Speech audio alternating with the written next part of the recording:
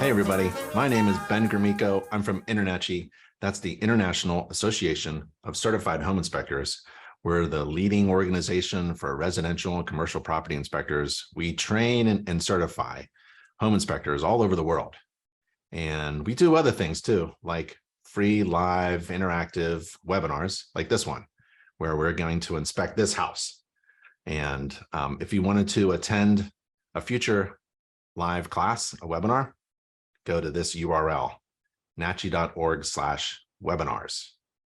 And I've got my InterNACHI shirt on. People know me as Big Ben. That's my home inspection company, Big Ben Inspections. I got my coffee. You got your coffee? I can't see you.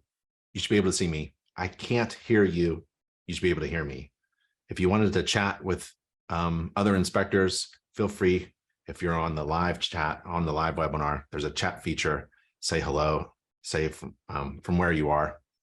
And right now I'm from North Carolina, and we have people all over the world. A friend of mine just said hello from South Korea. Awesome. And if you need to go and do a home inspection or do something else, all of our webinars are recorded, video recorded, so you can watch later. And again, that's at nachi.org/webinars. So we're going to inspect this house. We're going to go through the house, inspect it, write an inspection report. It's going to take about an hour or two. Feel free to ask questions on your side of the live webinar. If you're attending the live webinar, you can get a Q&A button going and feel free to ask questions. So all of our webinars, InterNACHI webinars, are free, live, and open to everyone. You don't have to be a member of InterNACHI to attend one of our webinars. Again, it's at nachi.org/webinars. If you're not a member of InterNACHI and you want to be a member, and you've never been one before, I have a couple codes for you if you're interested. It's a free 1-month membership for just trying us out. You go to nachi.org, nachi.org/trial, TRIAL, and enter the code webinar month, one word. And if you want a 50% discount of an entire year's membership, I've got that too. Go to nachi.org/free and enter the code webinar. We're the only home inspector college for home inspectors, right? We're free and online. It's a tuition-free college for home inspectors. So if you're thinking about taking a class or getting trained and certified or taking an exam, don't go to any unaccredited school. We're accredited by a national accrediting agency recognized by the U.S. Department of Education. We have the same accreditation as any of the schools that are playing March Madness basketball right now. We are the only home inspector college on planet Earth, and that's at InterNACHI.edu, InterNACHI.edu. If you're interested in business and marketing for home inspection businesses, right? And you want to just, seems really complicated, but you want something just made simple for you, I've got it. It's inspection, business, and marketing made simple at nachi.org/simple. I did a few videos, short videos, put them in a playlist. It's on YouTube. And I would just go through it, get your notebook out, and take some notes. And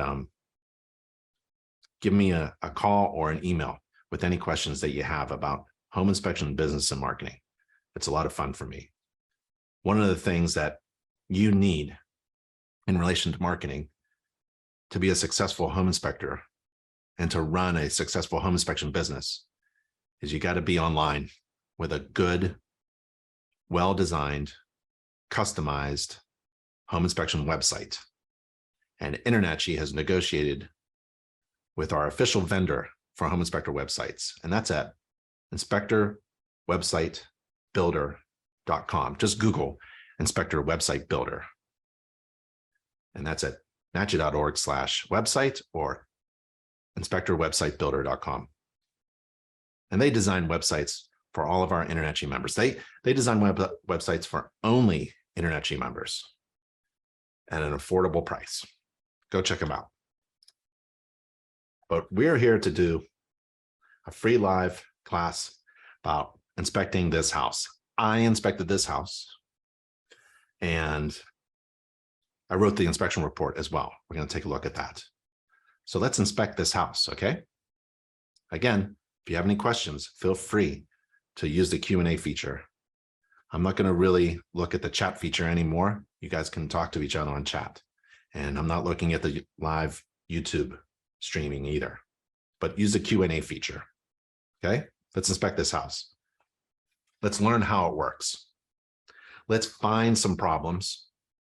Let's talk about the standards of practice.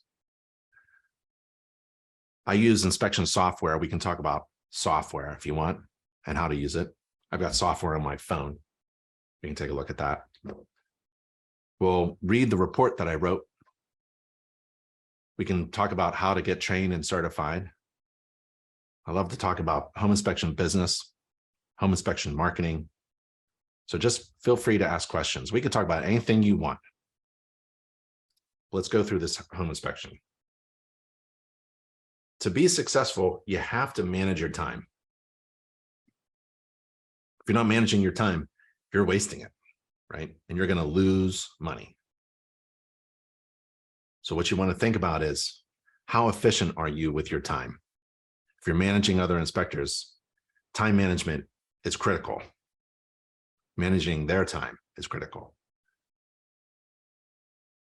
So most of my clients, they expect, a 2 to 3 hour home inspection according to the standards of practice. If you're doing like a termite inspection or a pool inspection or a roof certification, then it's a lot shorter in time. Could be less than an hour. But if you're doing a full home inspection according to the standards of practice and you're walking around with a client, it's going to be about 2 to 3 hours. So I wanted to show you my morning schedule for one home inspection in the morning. And I could be back at my home or my office, my home office, with $500 in my pocket or my business checking account. I want to show you how to make $500 in one morning as a home inspector. Doing home inspections is a lot of fun. But running a business, well, there's only really one reason you run a business like this. Is to make stacks of cash, to make a great living. And to make a great living, one of the things you have to do is you have to have a skill in time management. So what I do is I leave at around 7 a.m. to get to my first job in the morning at 8.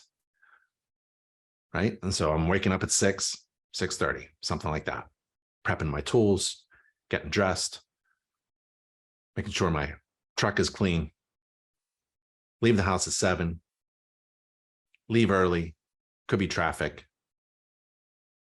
I want to arrive early at my first job, set out my tools, pull off my ladder off my truck, because I bring tall ladders. You don't have to get on the roof. I do. That was my brand. And I inspect the roof. Knock on the door. Introduce myself. Sometimes people are home, sometimes not. I just say I'm a little early, just here to tell you, don't get all nervous. And, I wear identification. You put, I don't know, I've got Big Ben on it, but can you see that? Wear a shirt that says inspector. I would wear a shirt that says home inspector, and maybe your logo, maybe InterNACHI's logo. Just identify yourself as the home inspector, right? And then do the roof. I inspect the roof first, because that's a system where I have to be alone. I'm not going to ask my client to get up on the roof with me. I don't want to talk to anybody when I'm up on the roof. It's the most dangerous part of the home inspection, inspecting the roof from a ladder or from the roof surface. You're required to inspect the roof, not required to inspect the roof from the roof. You're not required to walk upon any roof surface. You're not required to use a ladder. The word ladder doesn't even appear in InterNACHI's home inspection standards of practice. But you're required to inspect the roof. So I want to inspect the roof. And the way I do that, it's my personal choice, my business procedure, my business policy. We bring tall ladders. Before I was a home inspector, I was a home builder. So I was trained in using ladders.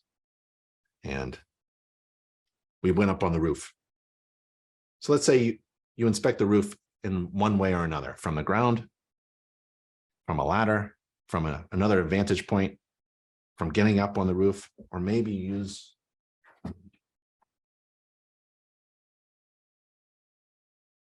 your drone, right? This is a DJI mini drone. They're fantastic. This camera's 4K. It zooms, it's pictures and video. You have to, in the United States, you have to be licensed. There are regulations in every country, essentially, I think. In the United States, you have to take a pilot license. And InterNACHI helps you prepare for that exam. But you have to inspect the roof. 8 o'clock, my client shows up and we're going to inspect the exterior. I invite my client around with me. And as I'm inspecting, I'm taking pictures as well. That's the second system. And then we go inside and we inspect the big stuff, the heavy lifting, the important systems, HVAC, plumbing, water heater, electrical, structure, those big items, foundation. And then at about 10 o'clock, 2 hours in, I should find myself, oh, let's type that. Oh, there we go. Structure. I find myself in the attic. And when I'm in the attic, or I'm in the top part of the structure, the house, and I'm looking at the ceiling, maybe there's an attic access, maybe it's a flat roof or something, I know that I'm right on schedule. And then I've got the interior, the bathrooms, the garage, the kitchen, and I end up in the kitchen. I like to end my inspections in the kitchen and get paid, shake hands, and make sure that I am networking. I'm bringing my current client at this inspection into my client database, into my client network, into my client base, whatever you want to call it. They're now my client. They're my neighbors. I'm going to take good care of them. Because maybe I can do another inspection for them, or maybe I could use them. I could leverage them to do word of mouth marketing. Maybe they can talk to other people. Maybe they can I can get a Google review from them. I'll probably get a Google review at the inspection in the kitchen, right after they said that, you know, they're happy with my inspection and they paid me. I'm going to give them my phone, and there's going to be a link to my business Google review. Now they're telling other people how good my inspection is. All of my clients should be talking well of me because I am efficient with my time. I'm thorough, and I do a great home inspection, and I inspect everything. That's how you make $500 in the morning as a home inspector. You manage your time. So let's inspect this house. Every home inspection starts with the standards of practice. You're thinking about your time, so you have to somehow go to the standards of practice, which lists all the things you're required to inspect and not inspect, and put it into a process. So the standards of practice is the foundation upon which to build your inspection process. It is the beginning point. It is the common point between all home inspections. All home inspectors follow a standards of practice. Even if you're in a non-regulated state or province, you have to be inspecting according to a standards of practice. And that's InterNACHI standards of practice. InterNACHI is the world's international organization for home inspectors. So if you're in Italy, you have to perform an inspection according to a standards of practice. And if there isn't anything local to follow, because local regulations overrule international ones. So follow your local rules first. Then you can follow, if that doesn't exist, follow InterNACHI standards. And that will tell you what to do first, second, third, fourth. It'll help you through. So like my process, right? I started with the roof because I show up early. I don't want anybody with me. I have to focus. It's very dangerous. I'm going to perform an inspection before my client even shows up of the roof, take pictures, write my inspection report on my mobile software, take pictures, and then before I get down on my ladder and onto the ground, I'm actually done inspecting that system. I am done writing the report for that section of the report, and I can move on. Now I'm being really efficient with my time. If I do the exterior next, I'm going to inspect it and write the report at the same time. So that when I go to the third system, HVAC, right? That's my third system at 8:15 with my client. I'm talking with my client, I'm inspecting systems, and I'm writing the report. By the time I get to the kitchen, I'm done with my entire inspection. I've written the entire inspection report, and I can, with a click of a button, send or present a summary of my inspection to my client, just like that. And that was part of my brand. A brand is something that answers the question, why should I hire you instead of anybody else? Well, one of the reasons you would hire me instead of the next inspector would be because I'm efficient with my time. I write the inspection report, and at the end of the report, I'll give you a summary of the report immediately. You don't have to wait 24 hours. So I beat all that competition who were writing reports in 24 to 48 hours. What are you doing? You're writing the report with a pencil and paper? You have to get home inspection software. Probably the most expensive thing in your business is going to be the software. Get good stuff. Make sure it goes on your phone. Make sure you can write the report as you inspect so that you're efficient with your time. Because in the general rule of business is you want to make a lot of money in a little bit of time. You want to increase gross revenue and divide it by time. You want to make $500, for example, and divide it by 3 hours. $600, let's make the math easy. You want to make $600 and divide by 3 hours. I don't know about you, but that's a pretty good dollar amount per hour, I would say. That's why home inspectors are really successful and happy. They're providing they're providing incredible value, very important information at a critical moment in a home buyer's time. It's the most important decision most people will ever make, financial decision, spending hundreds of thousands of dollars. And they hire a home inspector to inspect the home to make sure everything is in good shape. They learn about the house, how it works. They look for problems, talk about home maintenance, talk about monitoring things that may wear out in the future. And then you get this assurance that everything's going to be okay when you move in. Or if there is a problem, what do we do about it? That's incredible, valuable information. And you should charge based upon that value. When you provide incredible value to some client of yours, you should charge for that. Because it's a good price for them. It's a good decision for them. If the perceived value is much greater than the cost, then it's a good decision.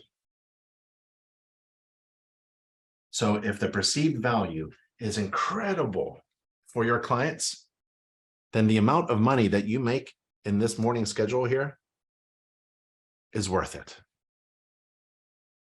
If you charge $500, $600 for this schedule here, you're going to inspect all these things. There's 1,000 things to check in a home inspection. You're going to charge $500, $600, $400. That's a great price. You want to overwhelm in business. You want to overwhelm your clients with the perceived value. So that value is much greater than the cost. If it is, then it's a good business decision. It's a good decision for your clients to hire you. So again, you want to make a lot of money, divide it by an efficient amount of time. You don't want to take all day doing a home inspection. So you inspect according to his standards, and the first thing in the standards of practice is the roof. And that's the first thing I do. I get there early and I inspect the roof. This is me. There's my ladder. There's my 40-foot aluminum ladder. There's my 32-foot fiberglass ladder. I'm using my 28-foot fiberglass ladder. That's my track right there. And that's me on the roof. I take a picture like that so that I can stick that in my marketing and in my flyers and on my website and in my social media and on my Instagram and on my Facebook. And I post that picture so that people know what I do. I walk up on the roof. You're not required to walk up on the roof. Here, let's see if we can do a poll together. Let's see if I can do this. Can I do this? If you are attending this live event, let's see if I can. Here's a poll. You should be able to see a poll. If you're on YouTube, you're not going to probably see it. And if you're just watching this video, you're probably not going to be able to see it. But tell me if you can see a poll. Can you see a poll? There's a question, a poll, P-O-L-L, a question. And the question is, are home inspectors required to walk on the roof according to the InterNACHI home inspection standards of practice? If you've been paying attention, you should be getting this. One of you got the wrong answer. That's okay. Keep going. Keep going. 76% of you have participated in this. Awesome. You don't have to chat it. I guess if you can't see the question on your screen, then yep, chat it. But a lot of folks are answering the question. Okay, so I'm going to end the poll. That's pretty good. I'm going to share the results. So maybe you can see these results on your screen during the live webinar. 97% of you got the answer correct. No is the answer. Home inspectors are not required to walk upon any roof surface according to the standards of practice. Excellent. Good job. Okay. So that's me inspecting the roof. That's my hand upon the roof shingles. I love to put my hands on things that I'm inspecting so I can show people that I was actually there inspecting it up close. But I take a picture of every roof surface, every system, and then I break it down into components. But on a roof, looking at I'm just looking for big holes, cracks, missing shingles, damage, improperly installed things that are missing, things are just anomalies. I'm not measuring the roof. I don't measure anything. I don't quantify anything. I'm just looking for things that don't look right. Because I'm trained by InterNACHI to look at systems and components, and I know how things are supposed to be installed, and also have an idea about defects, common defects. That's what we do at InterNACHI. We teach you about how things are properly installed and also how to identify defects. Right here, I'm pulling up a shingle tab looking for step flashing, which are pieces of metal where the roof shingle intersects with the wall here, house wall. That's a roof vent, providing ventilation. There's the main sewer stack, drain waste vent stack. That's the house stack, sewer stack. That has flashing around it. That's in good shape. The gutters are in good shape. Nothing wrong with the gutters, no major defects. What I like to say is I did not observe any indications of major defects during my inspection of the system or gutter, something like that. There's a chimney stack. So I know it's a heating system chimney stack. It's not a fireplace. Fireplace in North America are rectangular. The flues are rectangular. So this is a square chimney stack. It's a flue for probably a gas-fired heating system and or hot water heating system, something like that. The top is slightly cracked, the crown, the wash, the sloped, slanted masonry cap that is on top of the chimney top stack that surrounds the flue, that is cracked. We don't want any cracks there. We want it nice and watertight. We want to divert water away from the chimney stack interior. So those cracks need to be repaired. That's a minor, easy crack to do. Looks like there's been some repair in the past. The black stuff that's on, let's see if I can bring some fancy, there we go. So this, can you see that green arrow there?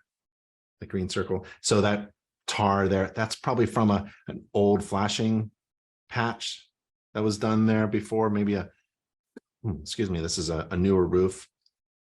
This is a shot of the chimney flue with my camera. You're not required to inspect the interior flue liner of any chimney stack as a home inspector. But if it's open, I'm going to take a look at it. Because sometimes in the past I have, and then I'll find a hole right here and I can comment on that. If I see a defect, even if it's on a system or component that I'm not required to inspect, let's say another example would be, well, this is the example. I'm not required to inspect the interior flue line, but if I see a defect in the interior flue liner, I'm going to report it, put it in my inspection report. I'm going to tell my client about it. And then I follow water. I imagine a rainstorm, because water is fantastic. It brings life, but it can destroy a building, water and moisture. So I think about how a heavy rainstorm, how the house controls rainwater during a rainstorm and moisture. So this is a downspout. It's bringing the water down from the roof, from the gutters, which are clean. I'm going to see where that rainwater goes when I get down. But as I'm coming down, I'm looking at anything that I can. I'm not going to move my ladder around all over the place. I'm not required to inspect every window. But if I'm going past the window, I'm going to take a look. There's a lot to see. There's a header flashing. There's flashing around here. There's bottom flashing. There's divert flashing. There's sealant. There's drainage. There's screens. There's window panes. Take a lot. There's the first floor. So here's the second floor window coming in contact with the first floor window. There's band joist here. There's the window itself, looking at how different materials interact with each other. There's a shot of my ladder, and there's the downspout coming out here. I want to see this being diverted away from the house. I want water to shed away from the roof. This roof is not supposed to be waterproof. Asphalt shingles, sloped asphalt shingles, doesn't have to, it's not guaranteed. Any roof can leak. An asphalt shingle roof can leak as well. It's just supposed to be water resistant. It's supposed to divert water away.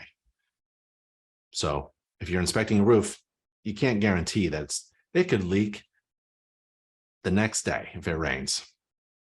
And you're not responsible as a home inspector for that roof leak. You can inspect a roof, you can inspect a heating system, you can inspect a dishwasher, and the next day it could fail.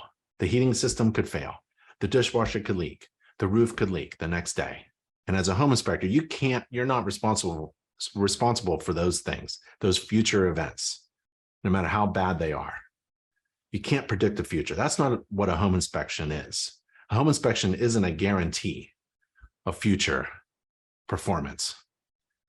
A home inspector is essentially there to do one thing: report upon the defects that were both observed during the home inspection and considered to be material or very serious, major defects. That's what you're responsible for as a home inspector. Exterior is next in the standards of practice. There's the exterior starts with the downspouts and how the roof handles that. Even if you're in a dry climate, semi-arid climate, imagine 1 in a million rainstorms, right? You have to still imagine a rainstorm. That's how I think about it. Even if you're in well, I've never inspected a house in an arid climate. Let's see.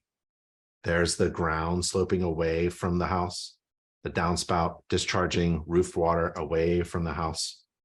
Everything is sloped away. I can't see everything because of the dense vegetation. This is okay. This is slightly sloped away. There's clearance between the bottom of the house siding and the grade. That's good. Taking a look at the siding materials on the outside. It's a vinyl siding, some aluminum capping. There's the soffit vent. You know, a lot of what home inspectors do is simply identify things. We identify the type of siding material. We identify that this is brick, and this is vinyl siding, and this is channel, and this is sealant, mortar. So I'm looking at anything and everything. And I'm still imagining how rainwater runs down the house and off this roof and down the window. Is it extended out? Can this water drip? Or is there something missing here, like flashing? Can this flashing here allow water to get behind and inside the wall somehow?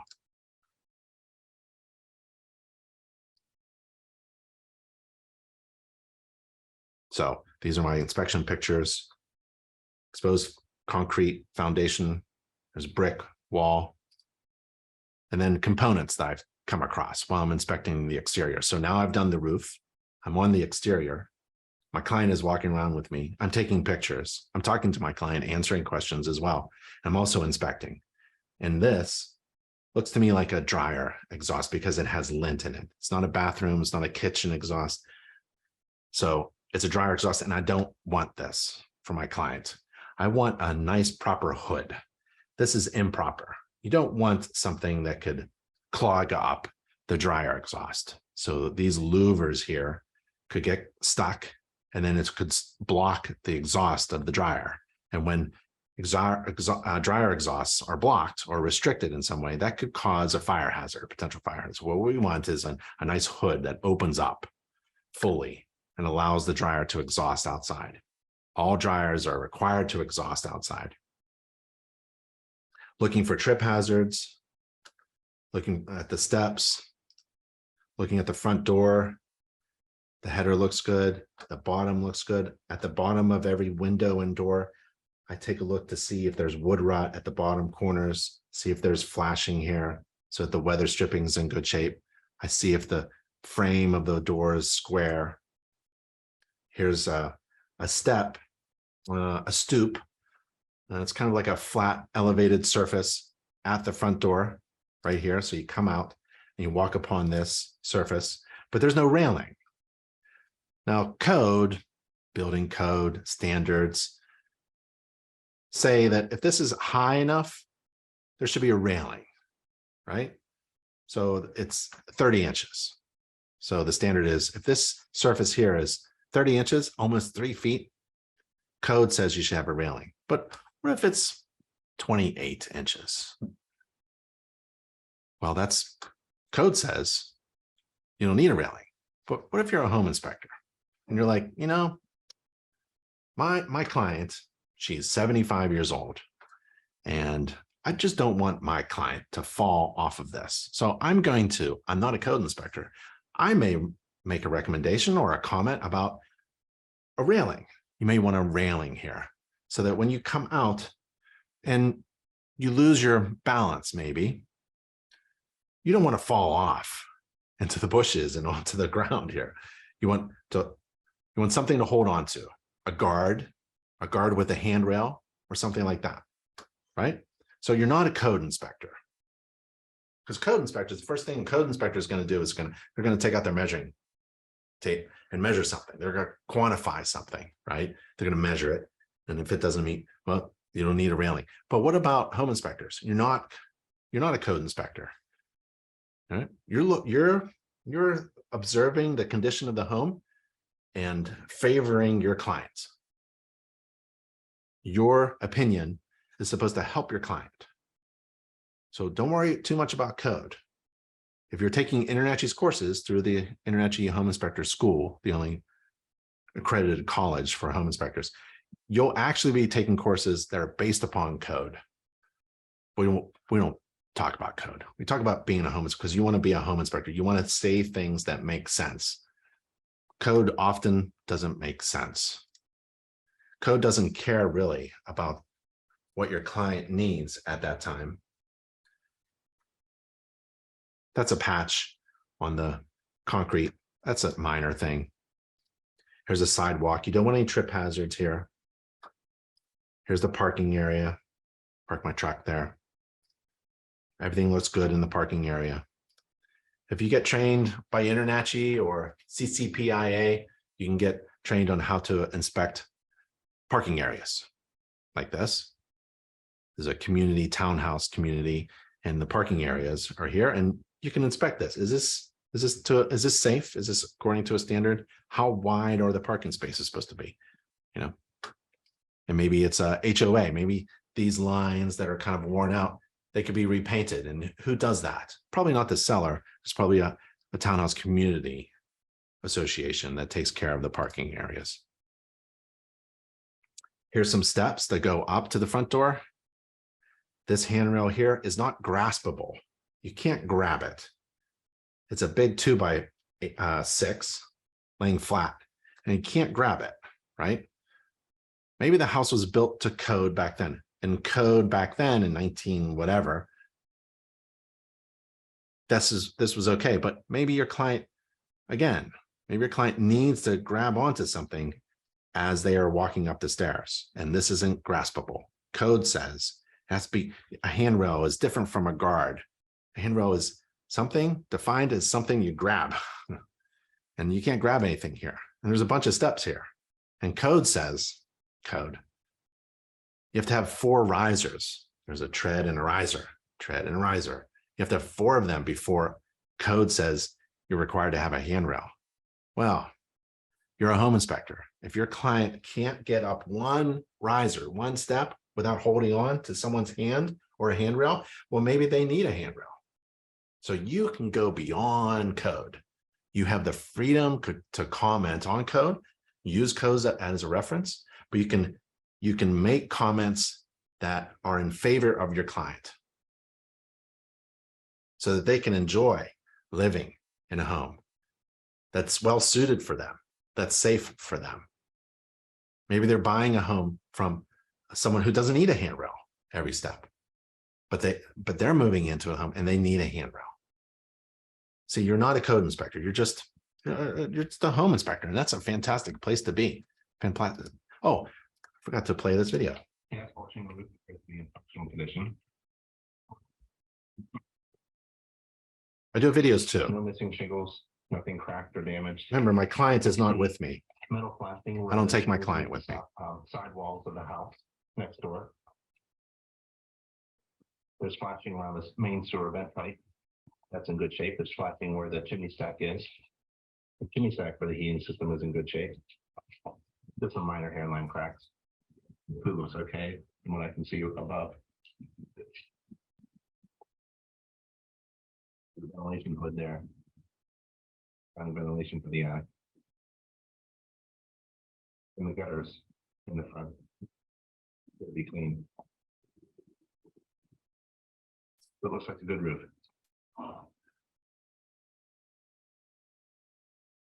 So my clients loved it because they weren't able to go up on a roof with me, but I was able to show them the roof. Full force, that's okay.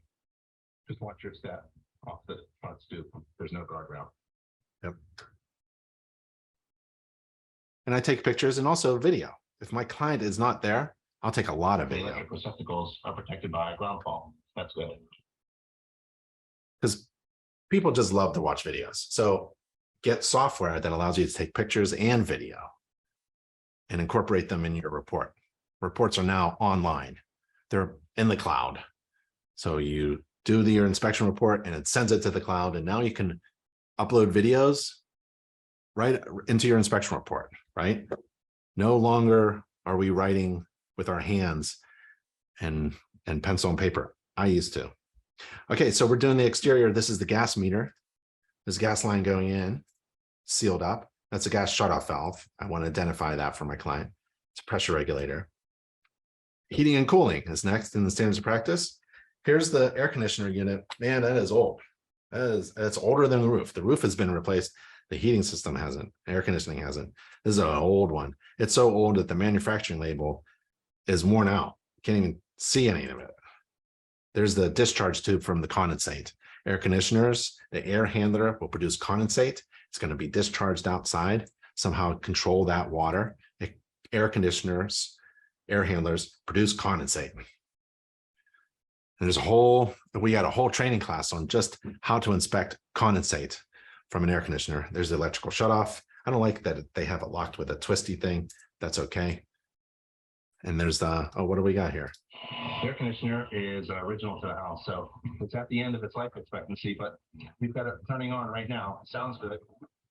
Little rust on the electric disconnect. Some foam insulation could be replaced. Okay, that's the neighbor's air conditioner. I inspect my neighbors, I inspect it everywhere around. I take a look, like if your neighbor's air conditioner system has been replaced, that's pretty good indication for your client. That's good information for your client to know that your neighbor just replaced theirs. Is a brand new one.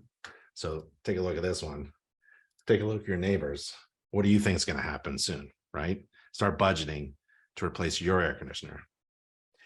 Inside, here's a heating system and water heating equipment. I wanted to show you this one. This is a very old natural draft, gas-fired furnace heating system.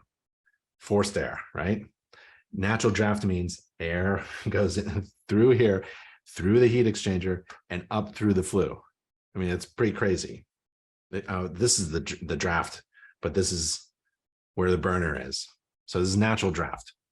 They don't make them anymore. If you see one of these things, just flag it. It's got to be replaced.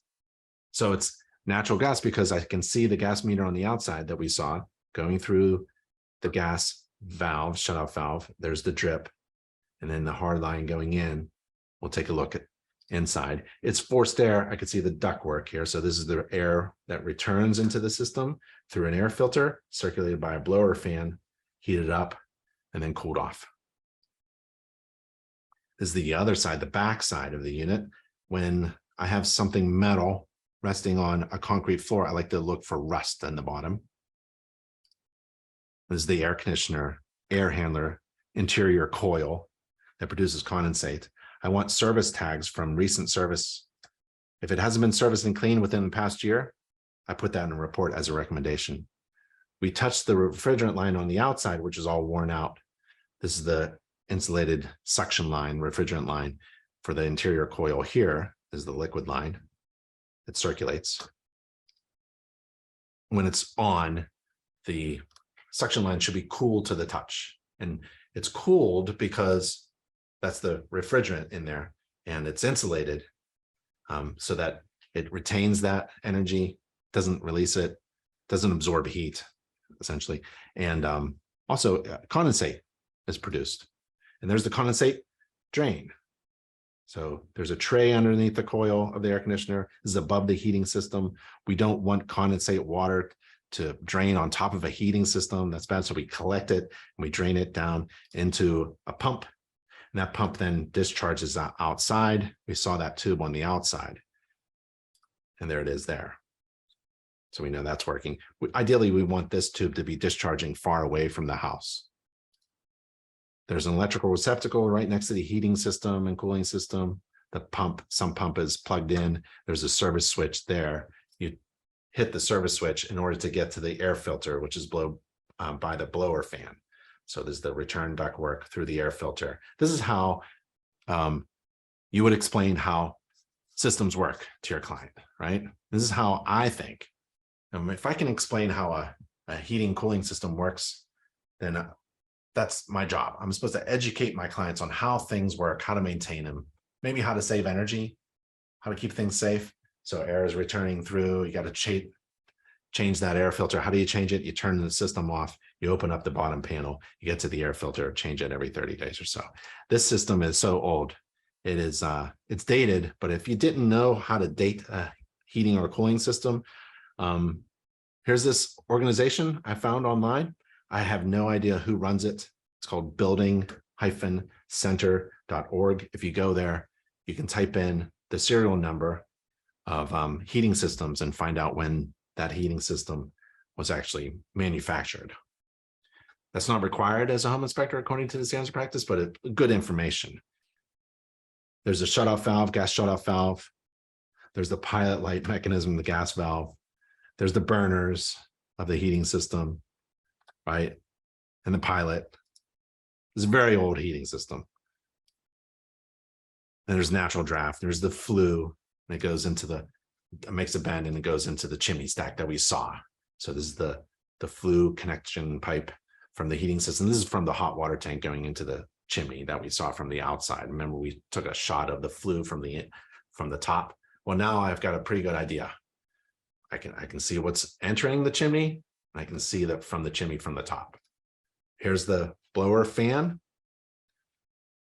I opened up the panel. Here's the air filter that filters the air as it comes back, as it returns to the heating and cooling system.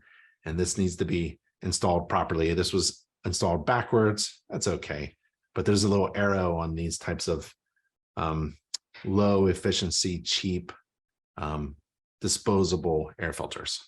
And there's the size. So I would show my client this and I would tell them what to do to keep the place clean, the indoor air quality. Next is water heating equipment, according to the standards of practice. We call it water heating equipment. You can call it a water heater, water tank. It's really any appliance that heats up potable water and distributes it to the house fixtures. And you can look up the code if you wanted to.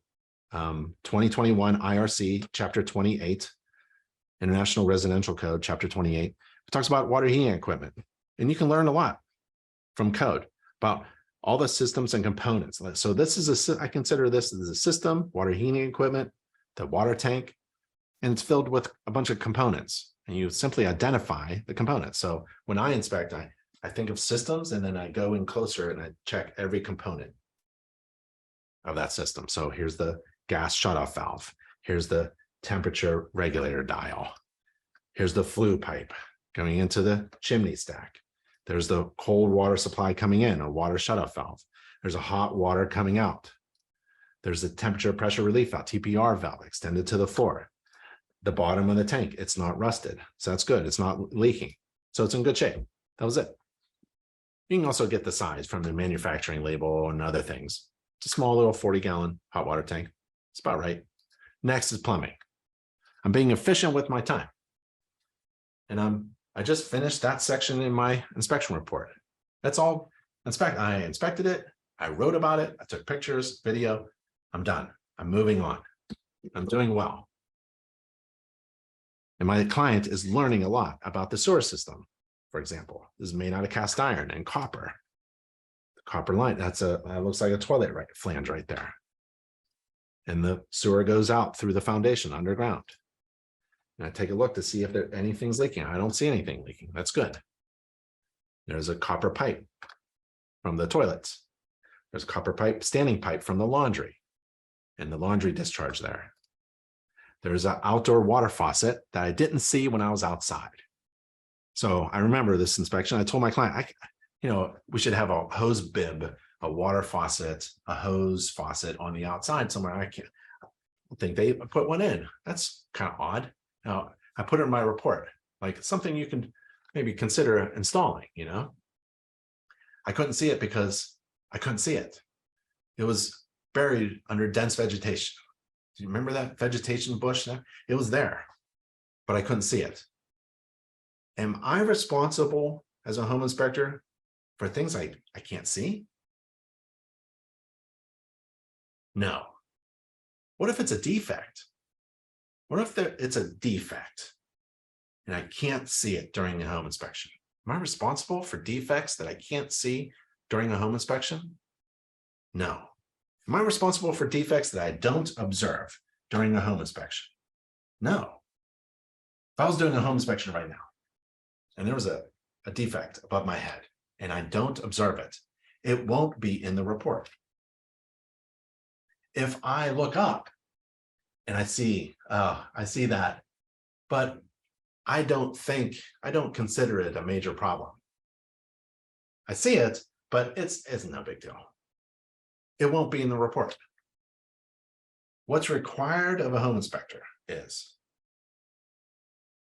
you're required to report upon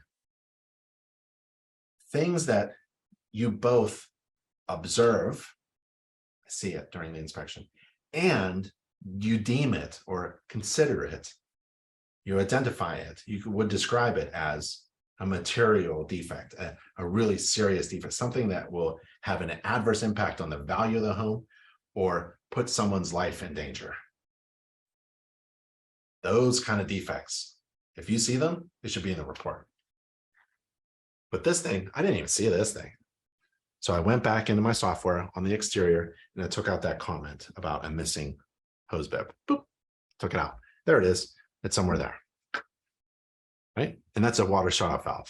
Every hose bib should have a shutoff valve so that it can be repaired or replaced. So that's the shutoff valve there. There's the valve to the outdoor faucet. Basement, foundation, crawl space, structure. That's what the standards of practice says I got to inspect. Can't see the floor structure. Am I required to remove all these ceiling tiles during an inspection? There's 100 of them. Am I required to lift every ceiling tile up and then go to the next one? No. This is an inspection restriction. I'm not required to inspect everything. I'm not even required to find all the defects. It's impossible. So if you want to make $500 in the morning, right, as a home inspector, don't think you have to, don't be overwhelmed by this business. You know, make sure you understand what you are required and not required to do. And you're not required to predict future events. You're not required to guarantee anything is going to work. You're not required to find all the problems of the house. You're not required to inspect everything. You can't possibly inspect everything. And yet, what you do as a home inspector is incredibly valuable. Okay. You're helping your neighbors with the biggest decision of their life at an affordable price. It's pretty good service. Keep it up. There's my tools. So I bring down my tools when I go into the basement. This house is a full basement, underground, and there's the window. That's a moisture meter, and I still have them. There. You see? Oh, there you go. Yep. So here's a few tools. Same tools, they still make them. This is a gardening tool. This is a 3-tined hoe. It's a gardening tool and it's extendable. So I can reach up and probe things. It's also curled a little bit so I can grab insulation and put it back. And then this is an extendable system as well. And it's a moisture meter. So it extends out, and then these pins extend out. And this is a moisture meter, so I can probe down there or down there. And I don't measure anything. I just want to know if it's wet. So yeah. So these tools are really valuable to me. So I can reach up, grab stuff, probe things, pick at things, and I can probe the moisture meter. The pins go through the carpeting, through the padding, and touch the floor system, the concrete floor, to see if it's damp. And it's not. This house is relatively dry. Can't find anything wrong. That's a smoke detector. Now I'm just, inspecting other things, the foundation, the structure. Looks like there was a water leak in the past. I use my probe, but it's not actively leaking. So that looks good. Here's my flashlight. I actually like to show that I use a flashlight. So I'll grab my flashlight. I'll put it in the picture, my inspection picture, right? Get a high lumens flashlight. It's something that's really bright. And I like this one because you see that? Let's see, where can you see this? There it is. You can't see that. Really? Can't see that? Okay. Well, here, I'm going to show you like this, right? So here's my flashlight. And if you go down like that, the flashlight is really wide. And if you pull it out, it concentrates it. And it's like this little square like that. Oh, maybe I can do that. There you go. There. And then that's wide. And that helps me inspect things. It allows me to see things that I wouldn't be able to see without it. That's what a flashlight is. The word flashlight is not in the standards of practice. You are exceeding the standards of practice if you use a flashlight. So don't worry about, well, you're not supposed to exceed this. Yes, you are. You're allowed to exceed the standards of practice. If you're going to use a flashlight, you are exceeding the standards of practice. It's a visual only inspection, but this thing allows me to see things I wouldn't normally be able to see without it. And it's similar to this. Flashlight's like an infrared camera. Here's my FLIR camera. It allows me to see things I wouldn't normally be able to see without it. So my infrared camera allows me to see stuff. Every home inspector should have an infrared camera. Infrared cameras allow home inspectors to see things that other inspectors can't. The neat thing about a moisture meter, the neat thing about an infrared camera is that you need a moisture meter with it. Because the two go together. These are companions, a moisture meter and an infrared camera. Because a moisture meter will confirm your observations using an infrared camera. Because the infrared camera will kind of show you like, oh, this could be wet. And so your moisture meter is needed. So don't use one without it. The other one. There's me probing with my moving insulation, and I'm moving stuff around, just taking a look. Who knows what's behind insulation? Then I inspect a representative number of wall receptacles. And that's it for the basement. The garage, there's no garage in this house. Next system would be electrical. And from the outside, I saw this electrical meter. There's the electrical line to the panel. And I'm trying to reach the grounding wire, grounding electrode conductor. And there's the rod and there's the clamp. That looks good. There's some phone and cable things going on there. And let's see, I did a video. The telephone boxes here on junctions. Electric meter box, secure for the house well. The electric line looks good. Looks like 100 amps. When we have gas supplied to the house is the gas meter. That looks in good shape. And I see a grounding wire from the electrical panel to a grounding rod. That's good.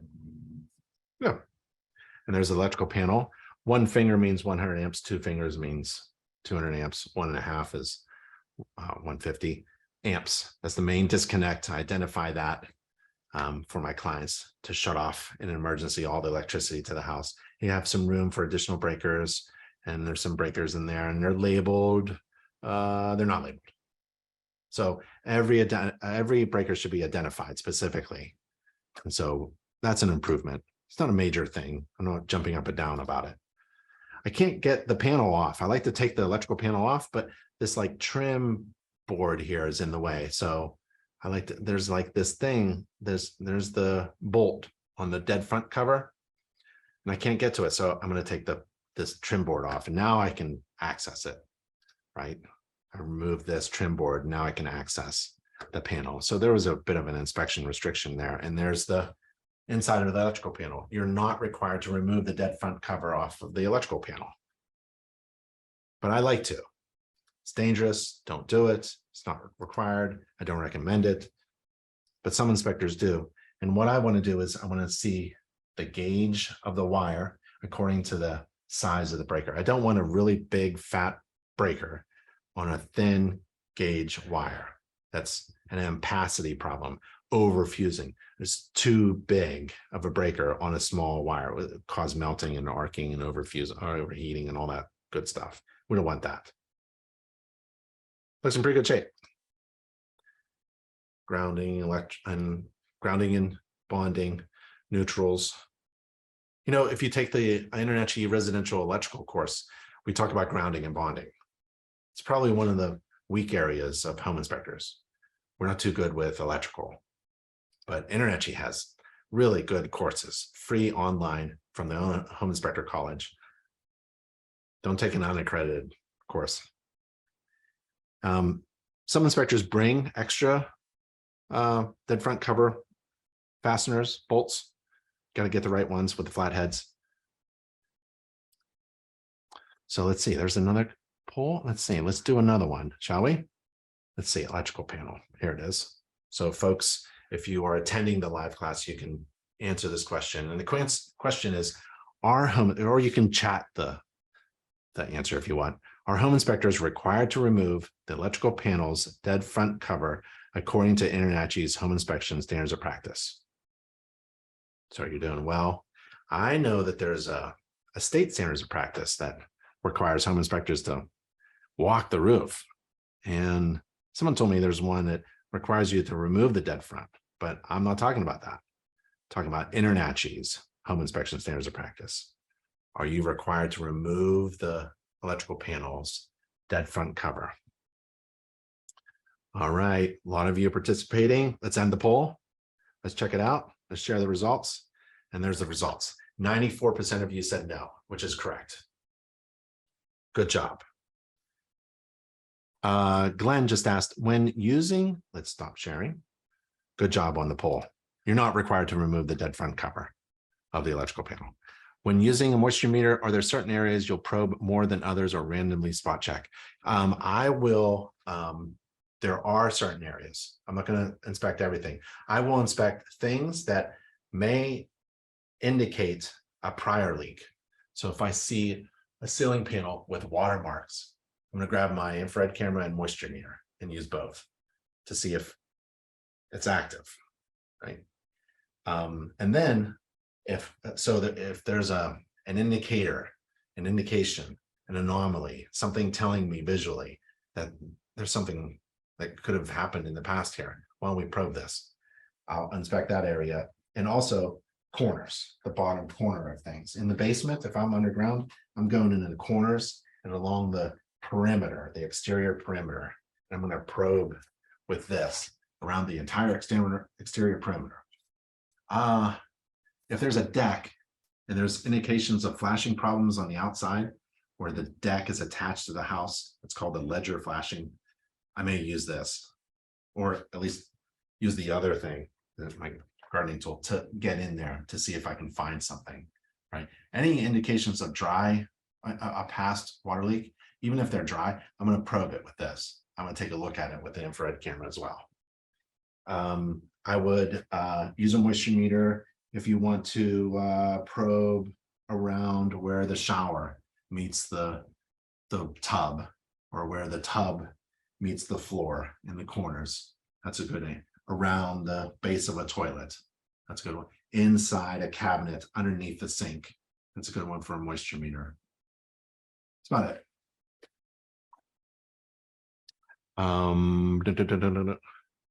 Have been several other questions in chat. Is it possible to end of it? Oh yeah. Okay. So let me go back up in chat. I don't look at chat for questions. I'm looking at Q&A for questions. When the water heater is inside a garage, is it okay to discharge TPR water on the floor as long as it can drain away from the structure, but inside the basement, it should be diverted outside the building? Did you know that there are, according to code, so cool. Go to chapter 28 of the International Residential Code. There are 14 requirements for the TPR valve, discharge pipe, not the valve, just the discharge pipe. There are 14, I think it's 14 things. Now, how am I supposed to remember that it should discharge into the same room? It shouldn't go through, the discharge pipe cannot go through a wall and discharge somewhere else. It has to be conspicuous right next to the water heating equipment. Conspicuous means like if it discharges, everyone's supposed to see it. So if it's discharging through something like the basement floor, right, through a hole, it's not conspicuous. It actually has to be conspicuous. It has to drain out so that people can see that we have a water problem here. We have a temperature pressure problem at the water heater tank. Could explode, right? So that's one of the 14 things. So I would just go over those 14 things. It's in our plumbing course, by the way, residential plumbing course, that TPR stuff. And so, yeah, I would go over that. And then I'd put those 14 things in my checklist. Like it's not supposed to go up. The TPR discharge pipe can't go up. It can't even go up at an angle. It has to discharge by gravity, right? Has to be conspicuous, has to discharge right there. It can discharge into the drain. It could discharge into the garage. I would collect it, right? I'd make sure there's a drain there. I make recommendation, because I'm not a code inspector, I make a recommendation to install a water catch pan underneath every hot water tank. And I don't care if it's in the basement on a concrete floor, right? So being a home inspector is a lot better than being a code inspector. Take code, reference it, and then build upon your comments. Okay. Oh, okay. Keep going with the chat. Good inspector was sued for missing a dry rot on the dark. A good home inspector was sued here for missing dry rot on the dark crawl space rim joist. Well, there's, you know, who knows what actually happened and what the report and what was sought, but there's a couple things. Like I've been sued, I've been brought into small claims for things that we were not responsible for. One of them was termite infestation that was hidden, right, under a grand piano that was on top of our piece of carpet in the room that had termite infestation on the floor joists. Okay, I can't see the floorboards underneath the carpet with a baby grand piano on top of it, right? So you have to tell your client that you can't see everything. You're not moving furniture or baby grand pianos, lifting up carpets either. That I in my reports, like for the roof section, I think at the top, you can use any of my reports and use any of my language, copy paste it right into yours if you'd like. I write in the top section of the roof that this roof is going to leak. Just assume that you're going to have a roof leak, because I'm not guaranteeing the performance of the roof. Assume that you are going to find defects. I put this in the last page, that you're going to find problems that I didn't see during the inspection, but only you will see after you move in. You know why? Because everything's all cleaned up. The seller removed everything, all the furniture, all the carpeting, all the drapes, all the storage items. That's all gone now. Now, of course, you can see more. That's why I recommend hiring me to go through the home with you during closing, just before closing, pre-closing walkthrough, so we can see things again, right? I just set my clients' expectations, that I'm not here to guarantee everything, that I'm not going to inspect everything. I won't see everything, but I will put in the report defects that I both observe and deem to be material according to the standards of practice. And that's in our agreement, that's in the standards of practice, and that's in my inspection report. And that's what me and my client agreed to. So I think that's how you handle those things. Oh boy, there's a lot going on in chat. Let's see. I should go backwards. Can you see the chat? If I bring it over into this window, I don't know if you can see it. It's floating above the laundry picture. Should be long out and most old assistants, right? Let me look at chat. Someone says 3 to 4 hours to do a good inspection, 2 hours only if it's a small apartment. What report software are you using? Are you Spectora? Steven says, I do too. Home Gauge, Home Inspector Pro. Can inspector own a construction company? Also, yes. And being on a roof up and close gives enormous visual tactile information. Is it possible to get the same level of information confidence if inspecting with a drone? No. I mean, I can pick up a shingle and feel that it's brittle or not. I can pull up a shingle tab to see if it's attached to the layer below, right, with my fingers. I can move my hand across the granular surface and see if they're detaching and washing away or not. There's so many things I can do by touching it, right?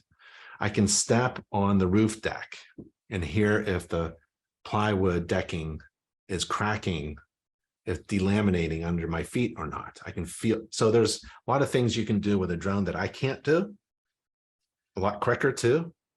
But, so it's really about like, what do you want to do for your clients? What information do you want to provide, and how are you going to provide it, right? Logistical kind of things. And then it's all about marketing as well. So if you're a home inspector who's competing against me, maybe you're going to do a drone and you would compete against me, right? Because I get up on the roof of ladders, but you're doing drone. And maybe that's something that your client base prefers. And so you're going to beat me in the market. We're going to compete with what type of services that our individual companies provide that are of value to our particular clients, right? So maybe I'm using infrared on every inspection, and maybe you're using infrared, but you charge $200. Maybe I'm in demand, or maybe you're in demand for, maybe you're making more money, maybe, so it's a competition about the services you provide that are of value to your clients and making money. And there are advantages of using infrared. There are advantages of not carrying an infrared camera, I think. Maybe there isn't. Infrared, I think everybody should have a flashlight and infrared camera. Do you report black plastic mastic missing on outside chimney in your image? Well, it wasn't missing. You don't need black sealant anywhere on flashing. I mean, if flashing is installed properly, you don't need sealant, really. I mean, it's really just a Band-Aid. And some masons put it, like if they're going to groove flashing into a cut in a masonry brick, right? They'll bead a little silicone there, but it's not necessary, because it's masonry and metal. And if it's installed properly, everything's just going to get diverted away. When you rely on roofing tar, forget it. That's a Band-Aid. So when I see a bunch of black roofing tar and sealant all gooped up and everything, then yeah, we've got a problem. Someone's using stuff that's not going to last one season, 1 year. And it's going to crack open, and we got a problem, right? Have I turned the Q&A stuff off? I don't know. I hope I did. Okay. Let's see. A little bit laggy. Oh, sorry. Missing cracked caulking at the front door header. Yeah, that's okay. I mean, think about it. Missing cracked, cracked sealant at the top door header underneath. Like, so wind has to come down and go up and in. So I'm not, you got to be aware of how picky you want to be. Do you want to be nitpicky? Then you mention that. And if your clients appreciate that, then you should do that. So there's some things I just have to pass over.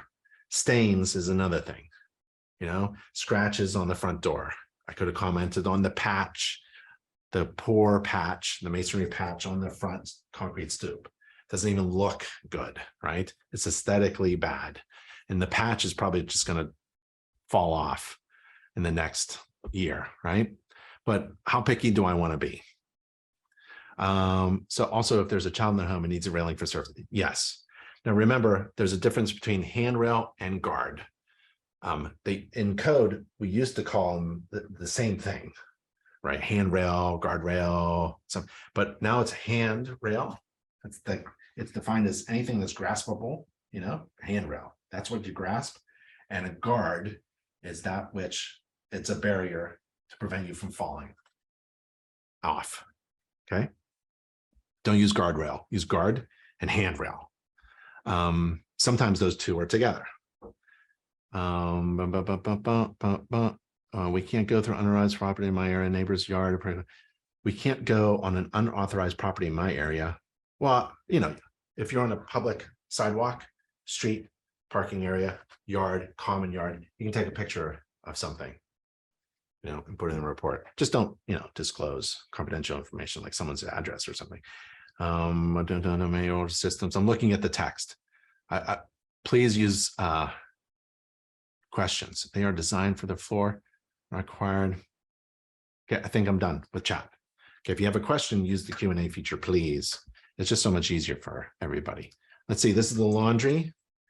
Gas dryer, gas shutoff valve, exhaust for the dryer. It goes out over the drywall, studded wall, through the ceiling of the basement. There's the drop ceiling. I can't see what's going on, right? And it goes outside. And we saw the exterior vent. So that's the problem there. And also, I want to take a measurement of how long this thing is. So in code, in the 2021 IRC, section M, I think it's for mechanical, it's like chapter 15, M 1502.4, 0.6, 0.1. How long is a dryer supposed to be? This section actually is one of my favorite sections. It's really long. They've really added a lot of things, like they talk about booster fans and other kinds of assistance fans and by the manufacturer when it's a really long vent pipe. What is the maximum length of a dryer exhaust pipe? All dryers need to go from the dryer to the outside, has to exhaust outside through a hood that's fully openable. No restrictions like the picture there, that's a defect. But how long is the maximum length of that dryer? Let's say it's just a straight shot. How long should it be? Anybody know? Great, Michael, 35 feet. Sean, it's 35 feet. It used to be 25 a while back, like a decade ago. Now it's 35, right? And there's also all these exceptions to it as well. And then if there's a bend or a turn or a twist, you have to shorten that length, right? And so I can do it almost now just by looking at it. I can figure out how many feet there are, but if it's close, I'm going to get my measuring tape out. And I love doing this on a new home construction, right? And making sure that there's always an exception. There's always some kind of, you can see a label on the manufacturer's thing or something like that. But if there's an exception, it should be on the dryer pipe, exhaust pipe, or on the appliance itself, that this is allowed to exhaust certain length. But in your head, think of 35 feet. That's the maximum length right now, according to code. And I think that's too long, frankly. It was 25. And we started making homes that are really big. And we put the dryer in the wrong location. And the builder was like, well, we have to exhaust it, but we're not going to exhaust it to the front. We're going to exhaust it all the way to the back. So poor architectural design. And they just changed the code. They just lengthened the code. If it didn't work for the builder, let's just make it longer now. Now it's 35. I don't like it. But I'm not a code inspector, thank goodness. Attic. So I'm in the attic, right? What time should it be in my head if I'm managing my time and being efficient and making money? If I start at 8 o'clock, I should be in the attic at 10. If I'm in the attic at 10, I know I'm making money because I'm managing my time well. I'm managing my client well. I'm managing this whole project really well. I'm in the attic. I'm taking a look at the truss-built roof. Built by trusses. I don't want anything cut or modified. That's the one thing. I don't want to see any watermarks. If I do, I'm going to try to probe it with my moisture meter, right? I don't want to see any missing insulation here. That's a shaft too. So I'm not sure about fire here, but for sure there's something going on. Something missing. I don't see any flashing in the stud wall. This is a stud wall. This is an interior stud wall. And there's no, there's no insulation on the walls in the wall cavity. I see studs going down and there's no insulation here. There's no insulation here. There's no insulation here. This is a weird, something's going on here. Like there's something missing here, right? I had a recommendation to have an insulation contractor come in because we have other problems here too. Watermarks around the chimney flashing. Maybe, they fixed the flashing, remember?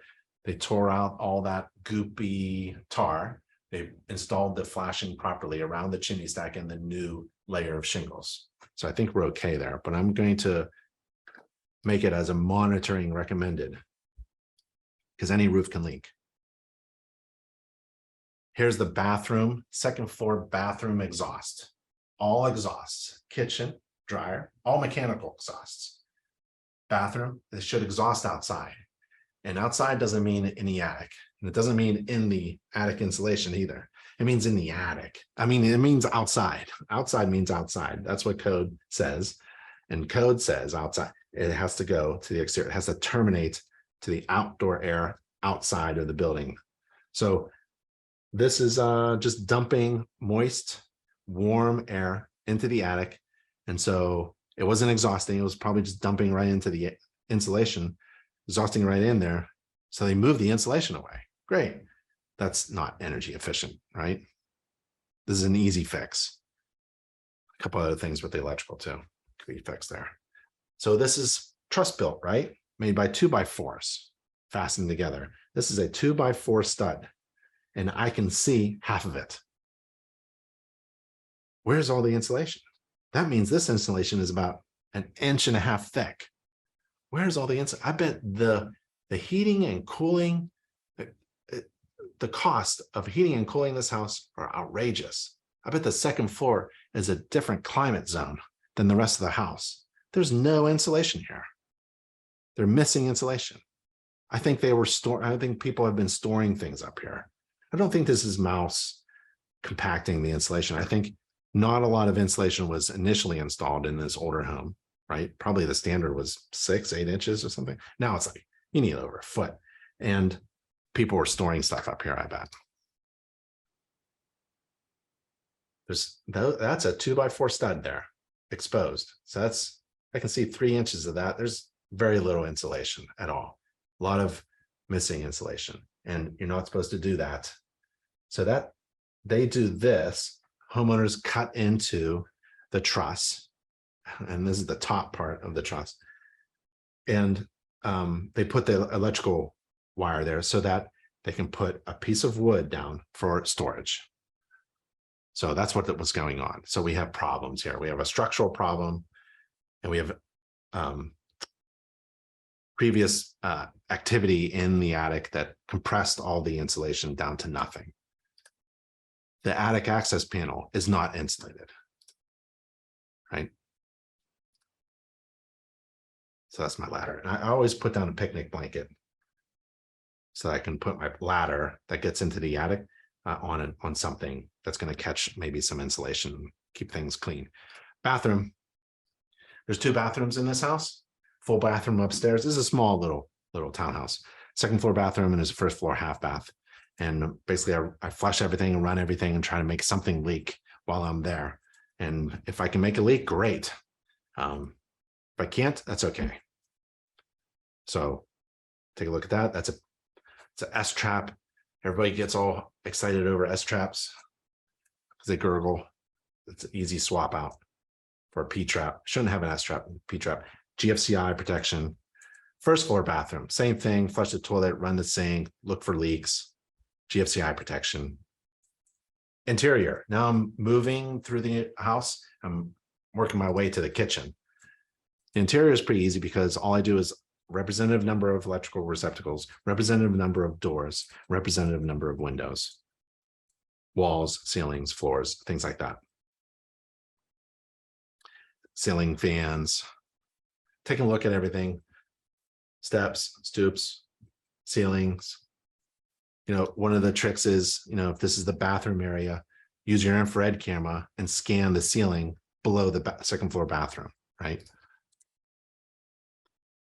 Windows, more windows, doors. Oh, that looks like a deadbolt with a key on the outside. Okay, but there's a key on the inside. So interior key deadbolts from the inside make an emergency exit hazardous. So that's no good. And test the smoke detectors. And we got a missing malfunctioning closet door. Very simple. More pictures, take a ton of pictures. I probably took 150 pictures, 200 pictures in this inspection.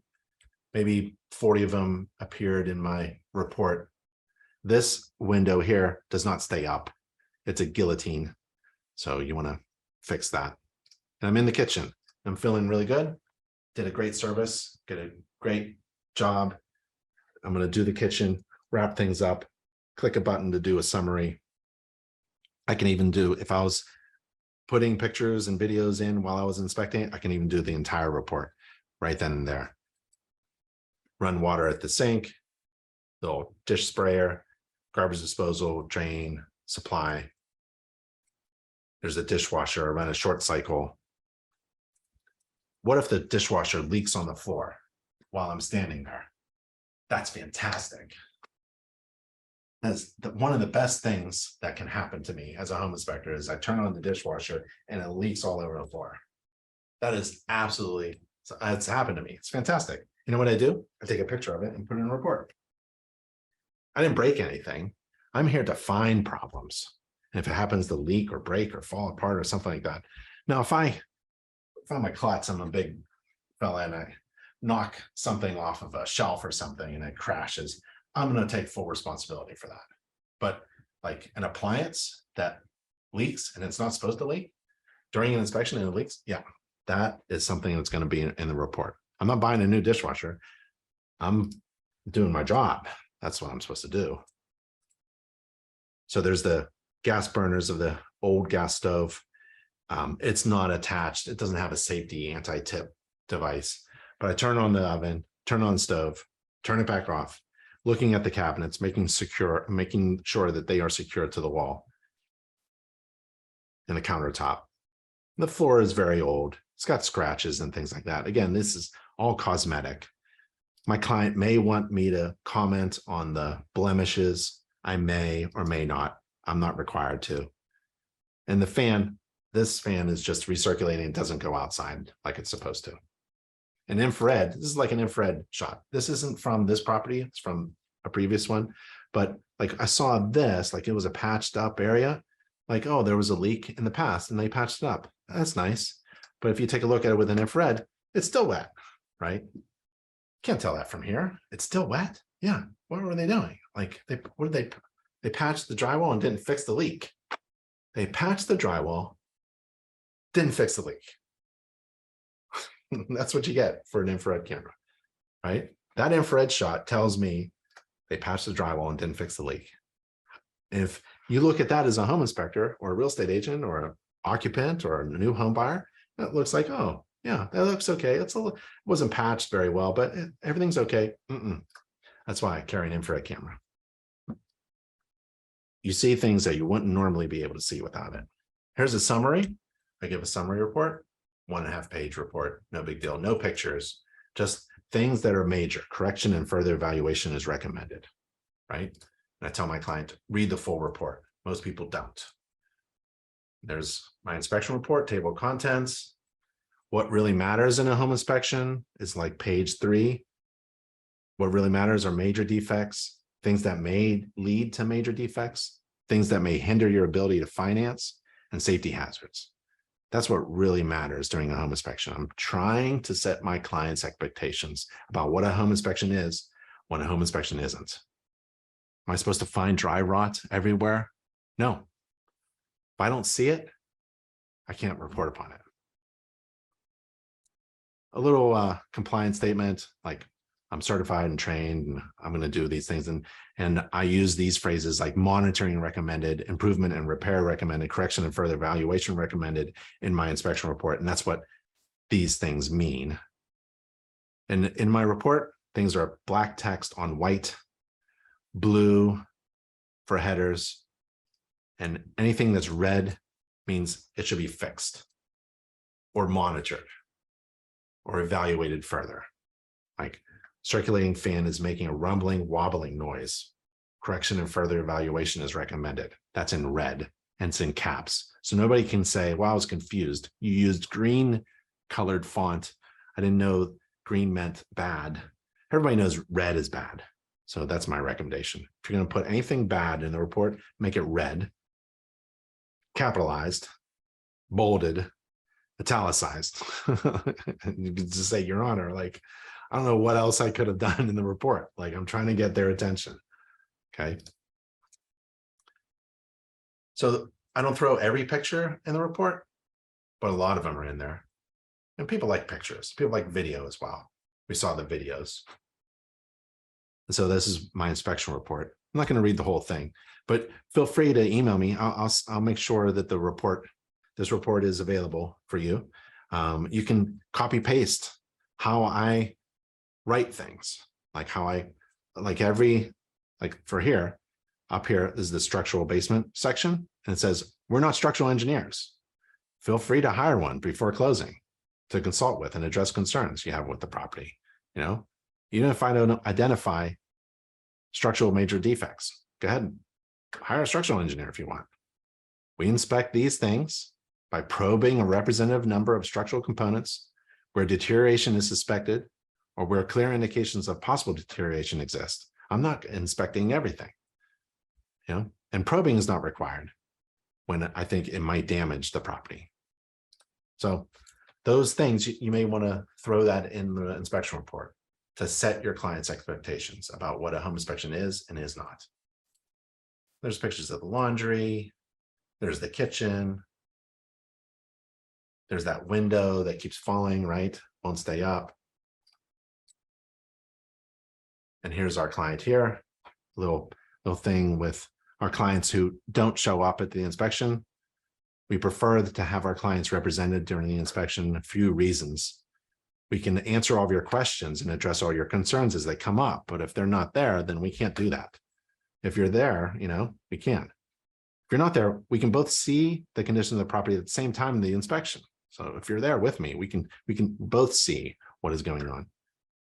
And if you're there, I can elaborate on what may be complicated or technical, right? There's a little summary of the standards of practice.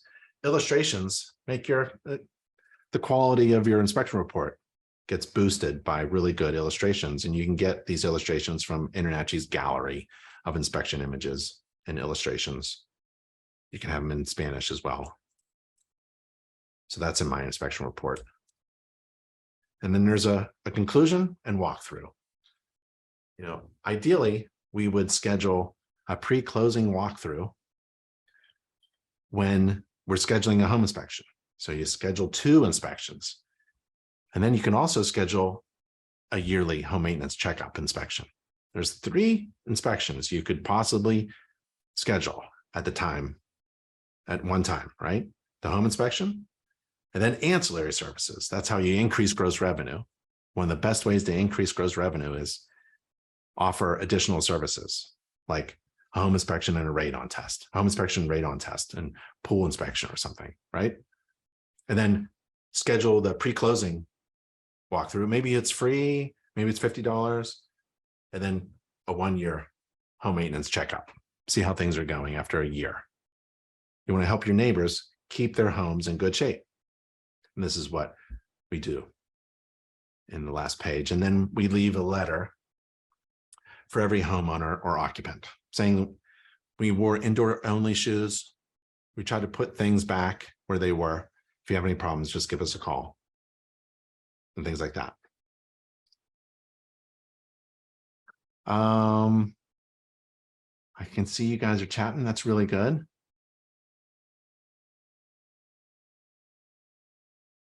Has a drain to the floor, to the pan serving water, or to a waste receptor. Yeah. Oh. I see chatting, 35 feet, reduced. Yep. Deadbolt, interior. What do you think about tap inspection software? I have never used it. I have spoken with other inspectors who love it because it's literally like they just tap it, tap. What do you charge for pre-closing? You can do it for free or $50. Christopher said, holy crap, I just got my Florida home inspector license as I'm watching this. Congratulations. Go to nachi.org/Florida for all the other things you may need to be a successful home inspector. nachi.org/Florida. Yep. Congratulations. Good job, Christopher. All right, y'all. My name is Ben Gromyko from InterNACHI. That was a webinar. And you can contact us at any time. Here's 3 URLs I want you to know about: nachi.org/contact, nachi.org/webinars, and nachi.org/everything for everything you need. That was a lot of fun. I really appreciate it. Thanks for the the chatting and the questions and people from all over the world. That was a lot of fun. So be safe, and I'll see you on the next home inspection webinar. Thank you, everybody. Bye.